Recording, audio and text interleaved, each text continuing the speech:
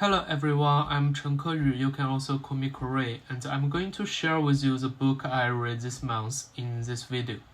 I'm going to recount a little bit of what it's about and some of my personal idea. This book is Architecture and Adaptation from Cybernetics to Tangible Computing, written by Socrates Yanut, who holds a PhD in architecture, has a strong interest in parametric design, and has been involved in several residential and shopping mall designs.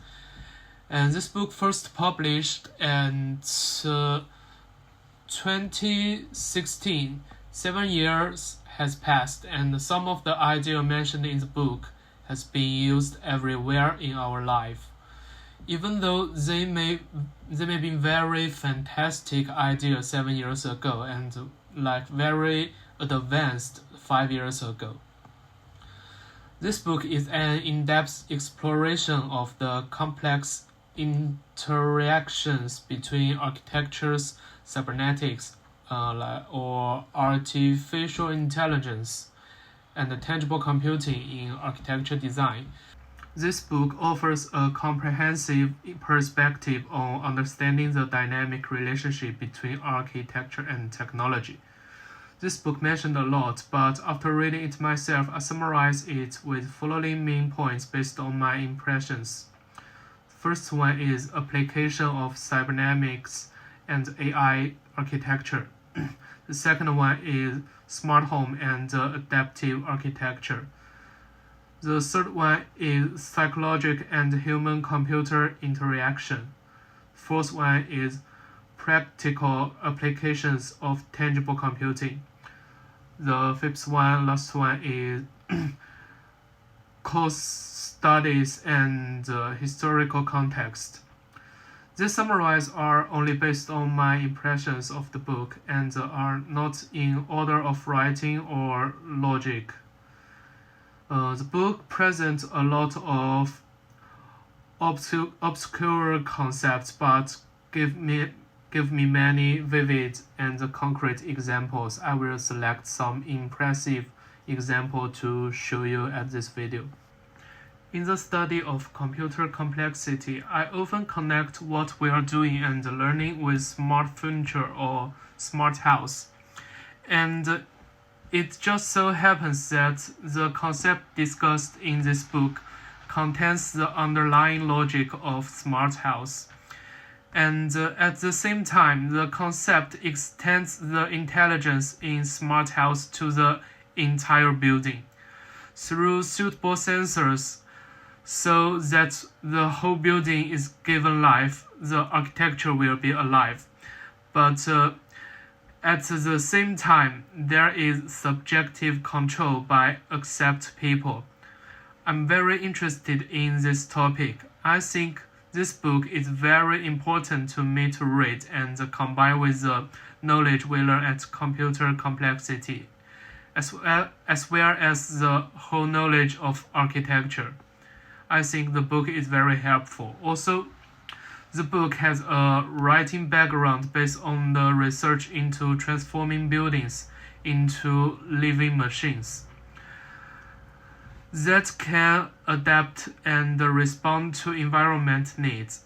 The author aims to explore the demonstrate to application of intelligence health and human machines interactions in modern architecture, and discuss how artificial intelligence affects our living space and lifestyle. The author writes many perspectives.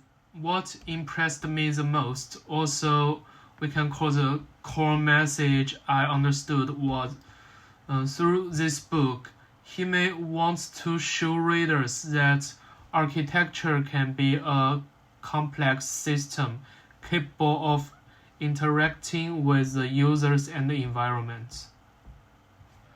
As a student in computational architecture, I fully agree with this idea. By integrating smart technologies and sensors and the Internet of Things, buildings can automatically adjust the indoor environment, improving energy efficiency and comfort. Also, using artificial intelligence, buildings can learn the habits of users, offering a more personalized experience. This interaction not only enhances the function of the building, but also bring convenience and comfort to the resident. Therefore, the perspective of view architecture as an interactive system is one of the key to the future development of computational architecture.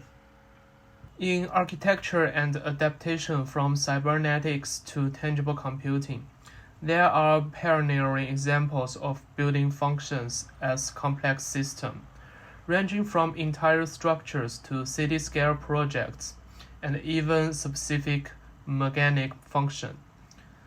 What most fascinates me is the idea that the construction of the building itself can become an interaction with machines, like architects using drones to transport bricks for small constructions.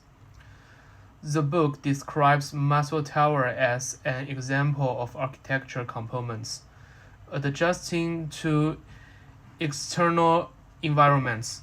However, I believe Maxwell represents all movable parts of a building, like a roof of bench storm starting silt, which can open and close the tensile structure, change not just the interior experience but also the building's facade significantly. Hollow the Ground, an interactive installation in Socrates Yano's book, consists of sensitive mechanical structures react to environmental stimuli, like a house filled with mechanic mimosa plants. This example shows how architecture can interactively respond to human presence. Yano advocates for dynamic interaction between architecture, users, and environment. Pay attention to that building should perceive and adapt to change, showing intelligence. He sees the relationship between machines and human as collaborative. At the same time, there is an interesting example that I want to share with you. The researcher used PVC to wrap the whole body of a people in a device and regarded it as a small-scale architecture. We have already mastered using sensors, Arduino, and output devices like motor to create the most basic smart furniture. However, from this book, I realized that while services of furniture and appliances are important in living space, if the building itself could change its space and structure to serve people, it would be a significant leap in how people perceive space. The author discussed how different wall surfaces affect people's feeling, demonstrated by artists using projections in art exhibitions. The purpose is to make us think about whether we can use movable walls to change living space.